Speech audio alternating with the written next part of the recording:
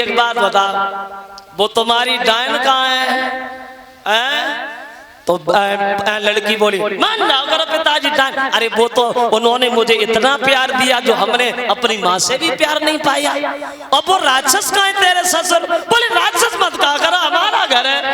वो तो इतने अच्छे हैं जो तुमने प्यार नहीं दिया वो हमें प्यार देते हैं। और वो जमराज कहाँ है?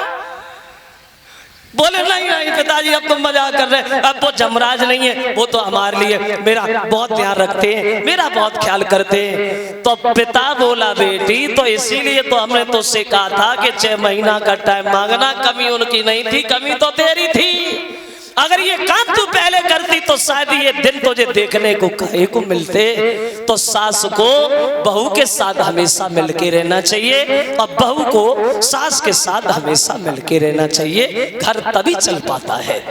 खैर चलो आओ आगे बढ़े, ये तो बातें हैं, आगे देखते हैं। तो विदा जब किया है तो अकस्मात कंस आ गया, बहन हमारे रथ पे बैठो, थोड़ी दूर हम ही तुम्हें छोड़ दे। अब रथ में देवकी बैठी गई, पीछे से एक रसाला है और ताके पीछे कंसराज वसुदेव कुमार का साला है। रथ पे सवार होकर के देवकी को चला लेके कंस आकाशवाणी होने लगी। देवता लोग चिल्लाने लगे कंसराज जिस बहन को तू इतनी हंसी से ले जा रहा है, तेरी बहन के काले आंचल में तेरा काल पल रहा है। तेरी बहन के गर्भ से जो 8वां लड़का पैदा होगा वो तेरा काल होगा, जिसके हाथ से तू मारा जाएगा।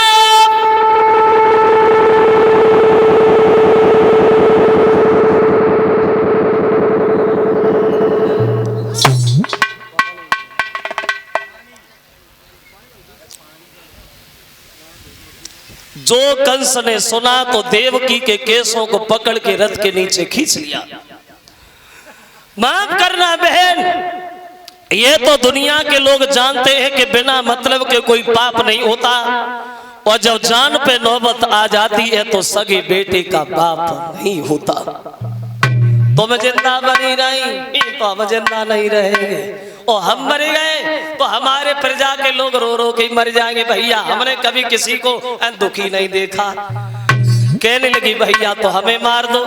कंस ने जब मारना चाहा तो वसुदेव खड़े हो गए, कंस से ना मारो, तुम्हें अपनी बहन से तो कोई डर है नहीं। बोले नहीं, इसके बच्चों से डर है। हाँ तो तब तक हम इस मथुरा को छोड़ के नहीं जाएंगे जब तक तुम्हारी बहन के 8 बालक नहीं हो जाते हैं। दोनों को जेल में डाला, कंस राज्य करने लगा। धीरे धीरे समय कटने लगा और कुछ समय के बाद देवकी गर्भ से पहला बच्चा पैदा हुआ। पहला लड़का जिस समय पैदा हुआ ऐसा, अरे जगमग जगमग होई जेल में चोरी धरो दियो, और जेल खानी के बीच में पहले ललानी ने उलिया भैया।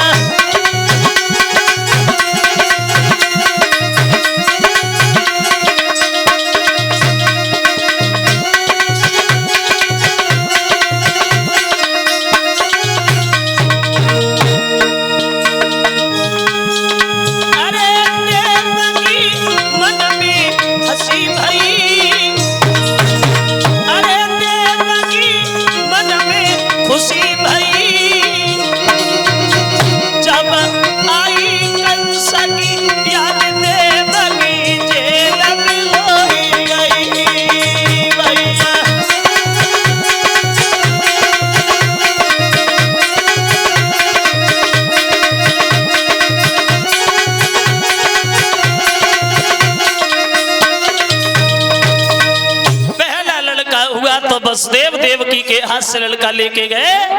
कंस ने उस बच्चे को पहला समझ करके छोड़ा। बोले 8 माह उसे लाना, उसे हम मारेंगे। तो देवर्षि नारद मन में विचार करते हैं कंस इतना बड़ा पापी और इतनी बड़ी दया, जहर के भरे हुए गला में अमृत की बूंदें कहां से दिखाई देने लगी। अगर ऐसे कंस को दया आई तो भगवान को आने में बड़ा देर होगी। इसका पाप का घड़ा जितनी जल्दी भर जाए उतना ही कम है। अब नारद गए तो कंस ने नारद का सम्मान किया। तो नारद पूछने लगे कंस एक बात बता, कोई चिंता है? हाँ। काई की? मरने की। किसने कहा मरो? देवताओं ने। क्या कहा? मेरी बहन के 8वां लड़का होगा, काल होगा। किसी बच्चे ने जन्म लिया, हाँ छोड़ दिया। क्यों? पहला था इसलिए 8वां मारूंगा। तो नारद बोले लगता है कंस तुम 8वें तक पहुंचोगे ही नहीं, तुम्हारी मौत आ गई। कंस ने सुना मौत आ गई, कंस गद्दी से उछल पड़ा, बाबा जी आ गई। किधर से आ गई? बोले दिखाई नहीं देती कंस। देवकी का हर बालक 8वां हो सकता है भाई, 8वां ही पहला बन के आया हो तो, और पहला 8वां बन जाए तो किसने देखा? कंस खुशी के मारे गद्दी से उछला पड़ा, बाबा जी आज तुमने मन की बात कही है, वरना हम तो मरे गए होते। सबका उद्धार चाहते हो नारद, सबका। हंसते हुए नारद बोले कंस सबका उद्धार हम बाद में चाहते हैं, सबसे पहले तुम्हारा उद्धार चाहते हैं, लेकिन क्या करें बड़ा देर हो रही है। कंस भागा, बच्चे को छीन लिया गोदी से, पैरों की तरफ पकड़ करके चट्टान से पटका तो बच्चे की मांस की बोटियां बोटियां बिखरी गई, पछाड़ खा करके देवकी गिर गई। एक नहीं कंस ने देवकी के 6 बच्चों को ऐसे मौत के घाट उतार दिया। 7वां गर्भ जब आया तो भगवान ने चाल चल दी, योग माया द्वारा उसे रोहिणी के गर्भ पहुंचाया। ये रोहिणी वसुदेव की दूसरी पत्नी थी जो गोकुल में रहती थी।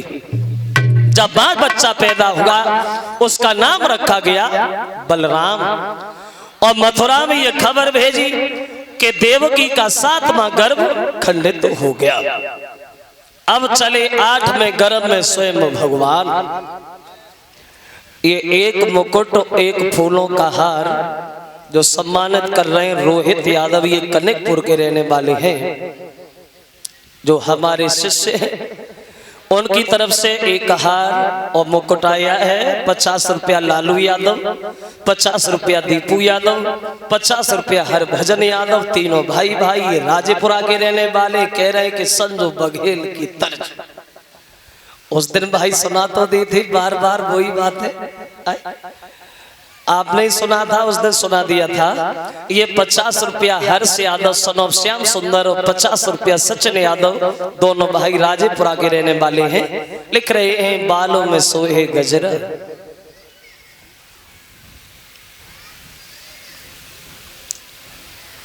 50 रुपया हमारे करीब 10-10 रुपया साथियों के पास आए हैं। ये अशोक शास्त्री के मित्र सुधीर यादव, ये चंदाई के रहने वाले हैं, उनकी तरफ से 501 रुपया भेंट कर रहे हैं श्री मान सिंह सूबेदार जी, ये राजेपुरा के रहने वाले हैं। इसमें लिखा है आल्हा में छाप, चलो अभी देखेंगे, लगा देंगे। 50 रुपया राम सिंह साग, ये बिरसिंहपुर के रहने वाले हैं, और 50 रुपया मुनीश कुमारी नगला खुशाली के रहने वाले हैं। लिखा है चप्पल एड़ीदार मंगाऊंगी तो हम का कर ले। 51 रुपया प्रसाथी ग्रुप नगला खुशाली लंगुरिया, ये लंगुरिया हम नहीं गाते, लंगुरिया गुरिया। ये 511 रुपए का हार आया है। ये अनिल कुमार मास्टर साहब, ये ग्राम पथरौआ के रहने वाले हैं, और अनिल कुमार मास्टर जी की तरफ से 511 रुपए का हार, जो ये रिश्ते में हमारे साले साहब लगते हैं, उनकी तरफ से। चलो सुना रहा हूं अभी थोड़ी देर में। श्रोताओं अब इधर चले भगवान, भादों का महीना कृष्ण पक्षअष्टमी दिन बुधवार को चले भगवान। धीरे धीरे पानी की बरसात हो रही है, उन पहरेदारों के साथ कुछ घात हो रही है। ऐसा लगता है कि भक्त और भगवान की बात हो रही है। जैसे जैसे रात हो रही है वैसे वैसे पहरेदार गहरी नींद में सोते जा रहे हैं। कंस ने एक एक पहरेदार जहां खड़ा था 10-10, 20-20 लगाए, लेकिन कोई काम में नहीं आए। सो गए वो पहरेदार, और जो पहरेदार सो गए, ऐसा ही नहीं कि फाटक के पैरा में बेहोशी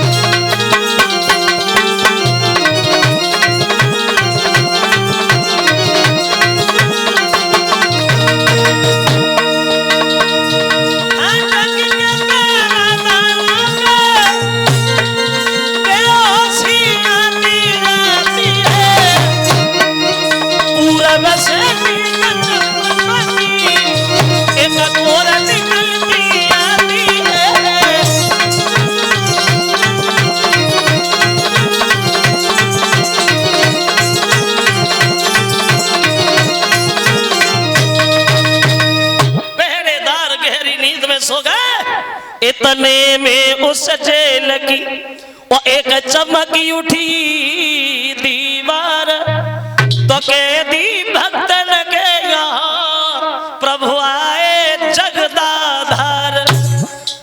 जेल की दीवार चमकने लगी।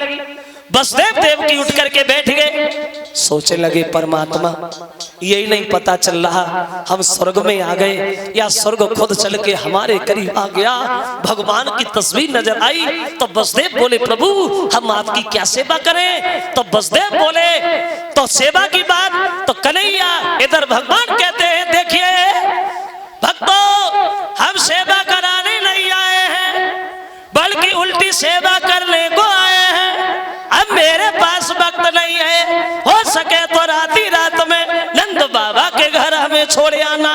और भगवान कहते हैं अब अधिक बात का समय नहीं और लीला करने का मौका दो और रात ही रात में किसी तरह और मुझको गोकुल में पहुंचा दो। नंद बाबा के यहाँ गोकुल छोड़े आना ये सब कहे भगवान ने।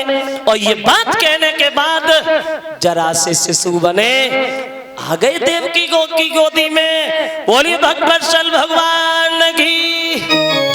ऐसा ही नहीं कि बाबा रात काली झुकी है अंधेरिया,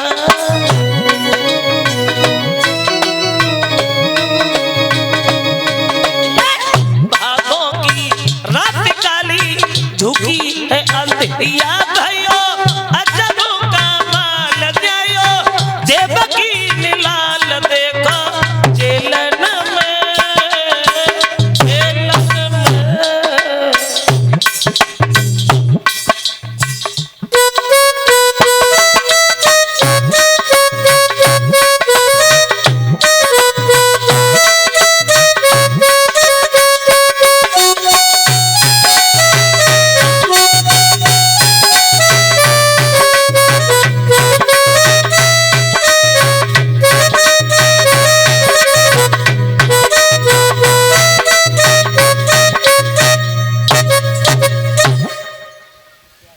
आ गए भगवान।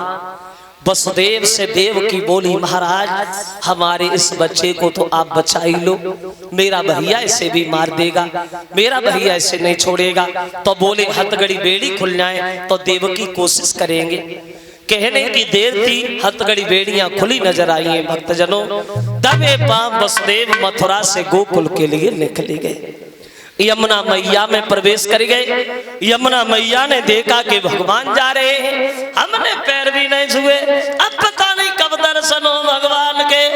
तो ये सोच करके चली आई जमुना और चली आई जमुना वो अब तो देखो सोई अच्छा की चली आई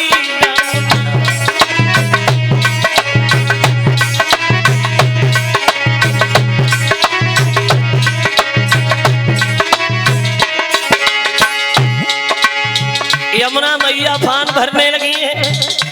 बसदेव के घुटनों तक जल था, कमर तक पहुंच गया, छाती तक पहुंच गया, मुंह में पानी जाने लगा।